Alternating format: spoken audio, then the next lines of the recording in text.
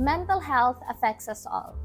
Whether we realize it or not, every single day, how we feel, think, and respond to challenges shapes the quality of our lives. That's why understanding and taking care of our mental health is very important.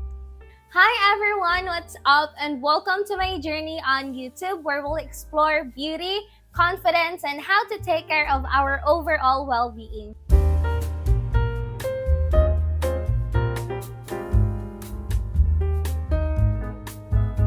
So this episode is very close to my heart because we'll be talking about mental health. As we all know, we've celebrated World Mental Health Day last October 10. That's why I decided to create this episode because I am a huge advocate for mental health, and I hope that in this platform I can raise awareness, share valuable insights, and create a safe space for conversation regarding our mental well-being. But before anything else, disclaimer lang no, I am not a mental health professional. I'm not into medical field, but all of the things that I will share here right now is based on my own experience, based on what I have learned on my own journey as a mental health warrior. So, mo to siya guys. Yes, without further ado, let's get started. Okay, so first we will define what is mental health. So, mental health refers to our emotional, psychological, and social well-being, and it really affects how we think, feel, and act. So, if maririnig natin yung word ng mental health, we can quickly think about stress, anxiety, and depression. So what are these? So stress is our response to challenges, anxiety is a persistent worry and fear, and depression involves a prolonged state of sadness and lack of motivations. So ayun na nga, each conditions affects mental health differently and kailangan niya ng proper management and support. So, recognizing these conditions, this anxiety, stress, and depression is very important so that we will understand more about mental health and we can seek help if needed. You might be wondering, why is she very close to this topic? So, ngayon, I will share my story, okay? This is kinda private now, but like what I've said earlier, that I want to create a safe space for conversation about mental health. And I think sharing my own experience can help other people to feel less alone and provide insights into the struggles that many of us face. By opening up my own journey, I hope I can make a sense of connection and encourage conversation about mental health. Hello everyone! Before we dive into the next topic, I want to let you know that it may be triggering for some. If you start feeling overwhelmed or uncomfortable, I encourage you to take a break, step away for a moment, and return when you're comfortable. Okay, so let's start now with my chika, no? Okay, so when I was in 7th grade, I was 13 years old back then, I was diagnosed with generalized anxiety disorder. So what is generalized anxiety disorder? So generalized anxiety disorder, or GAD, is a chronic disorder that involves persistent anxiety and worry that is disproportionate to the actual situation. So when I was young, I was kind of competitive back then. And I was also a grade conscious. When I joined one of the extracurricular activity that time, then I have less time with my studies na ganon. And ayun, bumaba yung grades ko. Then I was very devastated. And basta ang daming factor nun because I also lost someone that is very close to my heart then. I don't know how to handle my own emotions back then. So ayun, it leads to anxiety disorder na. And it's very hard to be in that situation at a very young age because I don't know how to control my emotions. Like, as in, wala talaga akong kamuwang-muwang. And if you will ask ano yung mga naramdam ko noon, grabe yung negative thoughts ko talaga. Like, as in, to the point na natatakot ako matulog kasi baka pagising ko, baliw na ako, ganun. Natatakot ako if malapit ng gumabi kasi wala, natatakot lang ako. I don't know. As in, good. That's why it's very important to be more compassionate with one another talaga because dealing with mental health illness is not easy. They did not choose to have that conditions to be in that situation.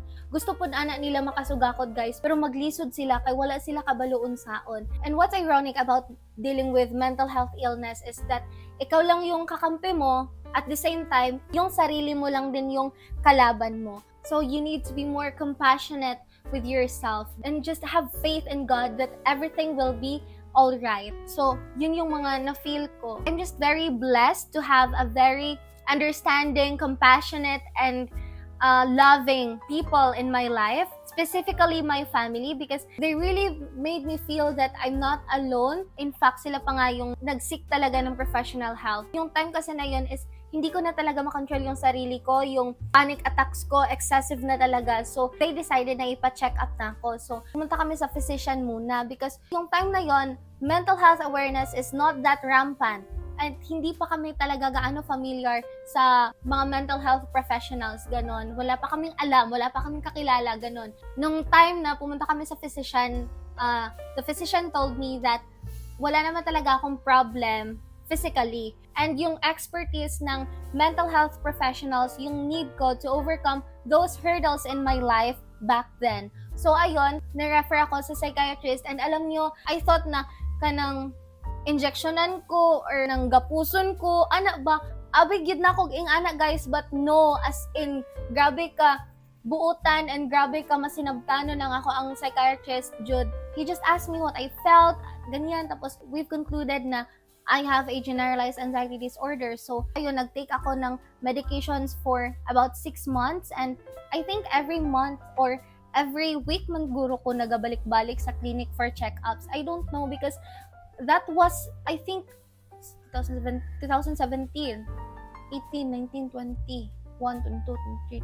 That was 7 years ago. So, yeah, ayun guys. Every mo adto ko sa clinic, kay mag-istorya lang mini doc, unya pagkahuman ka ng nagahinay-hinay nga kuhaan ang dosage sa ako ang tambal, ing ana. And kailangan ako na siya i-take consistently because if I will stop taking it, naday possibility nga mas magrabe ang condition. So, I need to start over again sa ako ang medication. So, I really need to take my medications continually and consistently. So, moto siya, no? And very blessed po ko, no? Because my family really made sure that I am well provided with my medications. And not lang yun only sa ako ang medications, no? They really made sure that I'm not alone facing those atrocity in my life. Nung time kasi na yon, 2017, di ba sabi ko, hindi pa talaga rampant yung mental health awareness, ganon.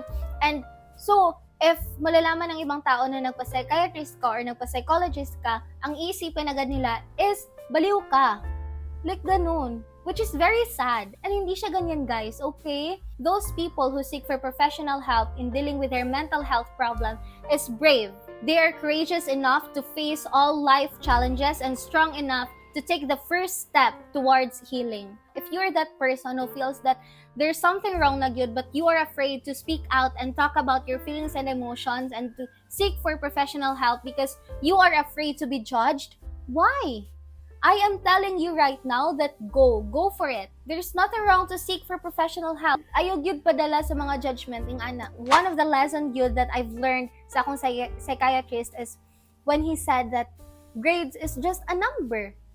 Ana rang gyud, maura gyud na, and nitatak gyud siya sa ako guys. Yes, it's very cliche and common, and we often laugh about it on social media. Labi na if hapit ng finals, tapos mga na nga post ako ni daan kay ana-ana, something like that. But guys, if we will see it in a more deeper perspective, we realize na that's true. We shouldn't base our happiness and fulfillment on the external factors in our lives because they are unstable. By focusing on inner fulfillment, we empower ourselves to cultivate genuine happiness and self-worth that remain intact despite external circumstances. And guys, I forgot to share about this, but since nung anxiety disorder ako, is hindi na ako umiinom and kumakain ng mga caffeinated drinks and foods kasi nagpapalpitate ako. Yan din yung sabi ng psychiatrist ko sa akin. And if ever man na kakain ako or iinom ako ng mga caffeinated drinks is magpapalpitate talaga ako or magpapanic attack talaga ako. But yung advantage lang is makokontrol ko na yung feeling ko kasi aware na ako sa condition ko, ganon. So at this juncture, we will talk about how to take care of our mental health. So, first is we should practice self-care. So, self-care practices means regular exercise. One of the books that I've read said that studies have shown now that exercising can treat mild to moderate depression as effectively as antidepressant. Yung nabasa ko is that si James Blumenthal at clinical psychology in Duke University, I think. Yes, siya. Meron siyang study na group niya yung mga tao na may major depressive disorder, tapos yung isa binigyan niya ng antidepressant, yung isa sinabihan niya na mag-regular exercise, tapos yung isa parang placebo pill ba yun, ganun. Tapos after a year, yung mga taong nag-take ng antidepressant and yung mga taong nag-regular exercise is mas nag-improve yung mental health nila. So ayun, he concluded that exercising daw has a more or less the same effect as antidepressant. So that's why right now, I am encouraging you to find the best exercise or physical activity that can motivate you to do it regularly. Then, ano pa ba? Improve your sleeping habits. Because hindi talaga tayo makaka-function if palagi tayong self-deprived, and sometimes, yes, aaminin ko, nakakapagpuyat din ako, but yes, laban lang yun, makaya lang yun nato ayos na tong sleeping habits, no? And also, eat healthy foods din, guys. Noon, hindi ko talaga nakikita yung importance ng mga gulay, but as I grow older, but yeah, as I grew up, we should really give importance on more healthier foods because it really affects on our physical and mental well-being. And then next is mindfulness and relaxation, meditation, yoga, journaling, ganon. If you have time, I am encouraging you to do it because grabe gyud siya, no? You will realize a lot and it will really trains your mind to stay calm bisag unsa pa ang mga aberya sa imong life. Kanang maka-relax gyud ka, tapos breathing exercise pod, it will also help you to control your emotions. So ayun, ako guys, I am practicing meditations for about 2 years na and it really helps me a lot yun. So ayun, I am encouraging you to do it also because it will change your life. And motto, lastly, para sa akong giingon ganina, seek for professional help. Don't be afraid, okay? Because seeking for help means you are ready and brave enough to start your healing journey. And that's all for today's episode, and I hope that you learned something about this video, guys. And yes, dili lang siya arte-arte, like yeah. And before I end this video, I want you to know that taking good care of your mental health is not selfish. It's essential, okay? You cannot give what you don't have. So, give love to yourself, be more compassionate to yourself so that you can be more compassionate and you can love other people better as well.